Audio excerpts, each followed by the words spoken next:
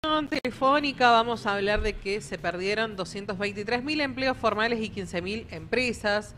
Gestión Javier Milei, y para eso lo tenemos en comunicación telefónica a Alejandro Anania, abogado de Seatra. Bienvenido, Alejandro, a la Finura FM Radio. Ramiro Chacón, Omar Riera y Maru Vallejos de este lado, ¿cómo estás? ¿Qué tal, Maru, Omar, Ramiro? ¿Cómo están? Todo bien acá, a la espera de que nos cuenten sobre esta situación de menos empresas, menos trabajo, menos inversión y más desidia gubernamental. Claro, bueno, es un poco la ratificación de lo que se palpa en la realidad en el día a día, ¿no? Que se palpa en la realidad en el día a día, ¿no? Esto que por un lado todos los ciudadanos de a pie palpamos de que no llegamos a fin de mes, a pesar de que dice inflación o que nuestros familiares pierden el trabajo, nuestros conocidos, Sí. es lo que se refleja desde un punto de vista técnico, mediciones, que hay que resaltar primero que nada, que bueno, que son datos de mayo, ¿no? Es decir, siempre que hay estadísticas, mediciones tienen algún tipo de demora en la elaboración y no se termina enterando un mes, 2 meses, un tiempo. Estos datos son a mayo, con lo cual nos faltaría la actualización de junio, julio y lo que va de agosto, ¿no? Claro. Pero, ¿qué es lo que dicen los datos? Los datos dicen que se acentúa la tendencia de la que veníamos hablando por ahí en charlas con esta radio y otros medios, la tendencia, ¿no? Estábamos en 200.000 puestos de trabajo y ahora ya sabemos que son 236.000, ¿no? En números, 223.000, perdón, 537 puestos menos. Y que además eso viene acompañado del cierre de una cantidad importante de pymes.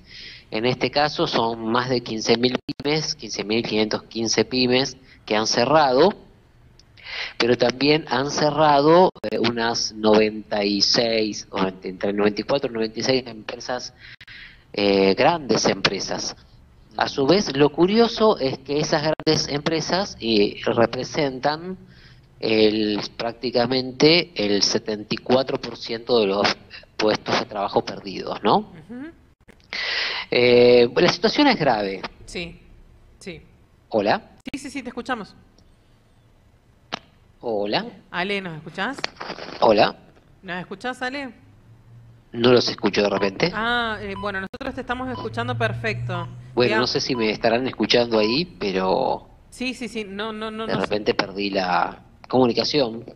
A ver, si no, lo volvemos a conectar. Justo tenía mi pregunta, le estaba por hacer una pregunta sobre, bueno, el tema de lo grave, ¿no? De que la apertura de importaciones, el tema de cómo afecta así a la industria nacional, ¿no? Que por un lado nos mienten diciéndonos que la cuidan, que la impulsan, o dando créditos para pymes, cuando del otro lado sabemos que nacionalmente estamos viviendo la peor catástrofe industrial en la República Argentina. Hola, ¿ahora sí se escucha? Sí, te escuchamos. ¿Y hasta qué momento me escucharon? Porque yo seguía hablando y de repente me di cuenta que no escuchaba nada. No, te escuchamos absolutamente todo. Ah, bueno, yo me preocupé. Bueno, pero básicamente vamos a redondear un poquito la idea. Sí.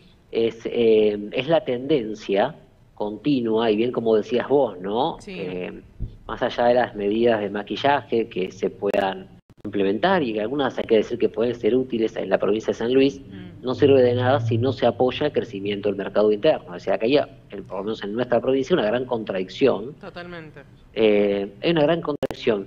Esta pérdida de trabajo, esta pérdida de poder adquisitivo, pérdida de empresas que van cerrando, son, digamos, las condiciones macro para que cuando nosotros vamos a comprar al supermercado no llegamos a llevar lo mismo que llevábamos el mes pasado, ¿no? Básicamente viene por ahí. A mí me parece muy interesante analizar también que ha habido un aumento de las personas que van a trabajar por Uber, por estas aplicaciones nuevas, ¿no? Uber, Rappi, y ya hay testimonios de la gran cantidad de personas que están en esas redes. O sea, hay una sobreoferta, personas que antes eran empleadas en otras áreas, pero ahora están haciendo una sobreoferta de estos servicios que son servicios, digamos, tecnológicos, generalmente de transporte o logística, ¿no? Me hace acordar a los 90, cuando se puso de moda los pádel, por ejemplo. Todo el mundo que perdía el trabajo se ponía un rapipollo, un lavadero o un pádel, hasta que no solamente existió oferta de esos servicios, sino que la gente dejó de tener plata para poder tener para consumir esos servicios, ¿no? Sí, sí, sí, Pero sí, ¿por sí. qué voy a esto?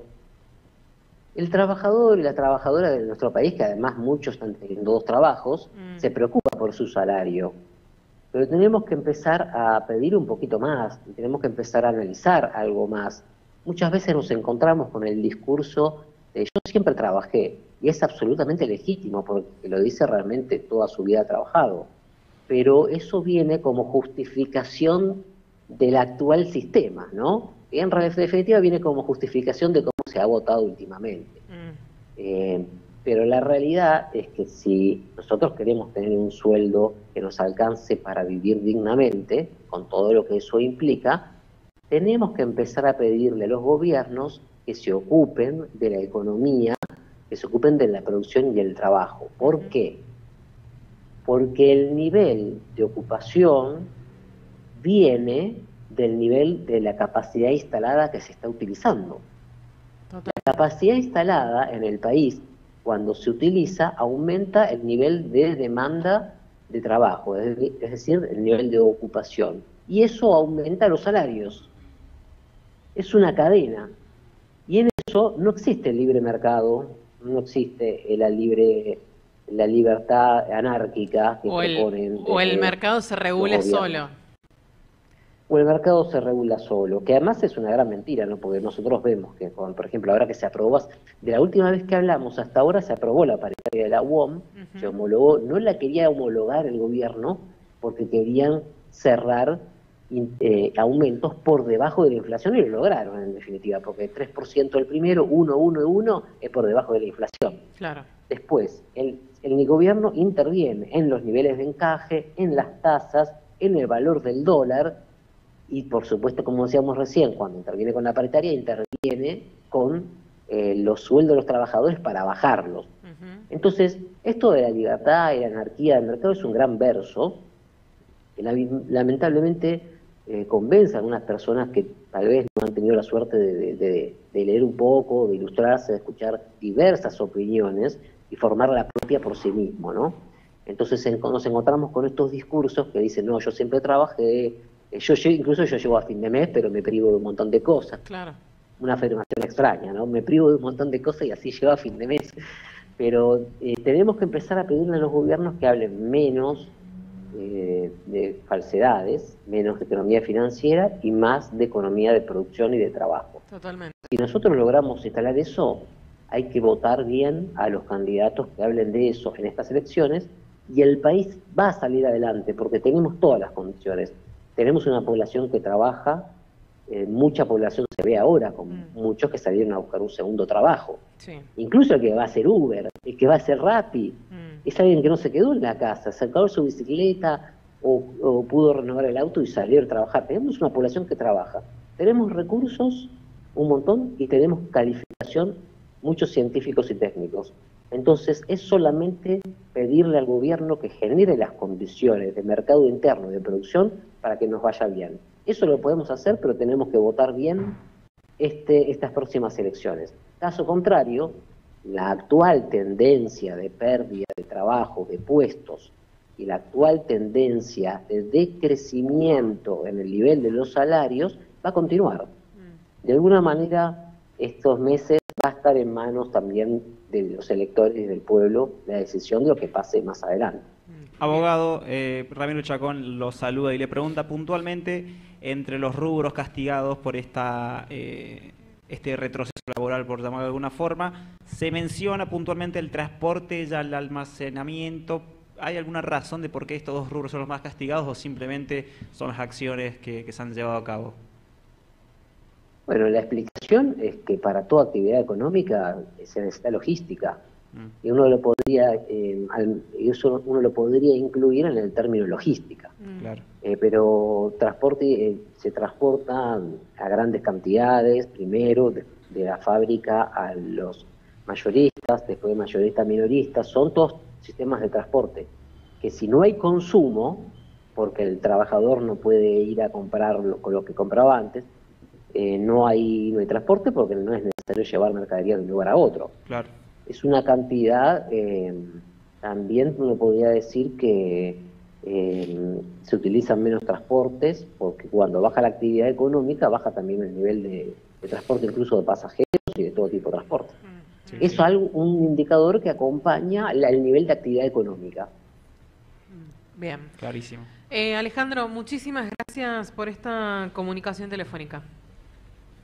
Bueno, por favor, simplemente eso, gracias a ustedes, y hablemos con la ciudadanía y concienticemos de que los trabajadores no solamente tenemos que pedir el salario, que es justo que lo hagamos, sino que también tenemos que pedirle a algún gobierno y formar un gobierno que trabaje por la producción fundamentalmente. Bien. Un saludo a todos. Gracias, Alejandro. Pasaba Alejandro Banaña de SEATRA, abogado de SEATRA, hablando, ¿no?, de esta situación crítica que se está viviendo lamentablemente en el país, en donde, bueno, todos los días sabemos que cierra una empresa, una pyme, que hay más despidos, que se para la producción. Bueno, la verdad, yo creo que están haciendo un industricidio lamentable, que se puede frenar, por supuesto, pero que, bueno, tenemos que ver qué es lo que queremos, si un país productor o un país que importe, básicamente. Sí, la palabra sería retroceso en varios aspectos, y este no es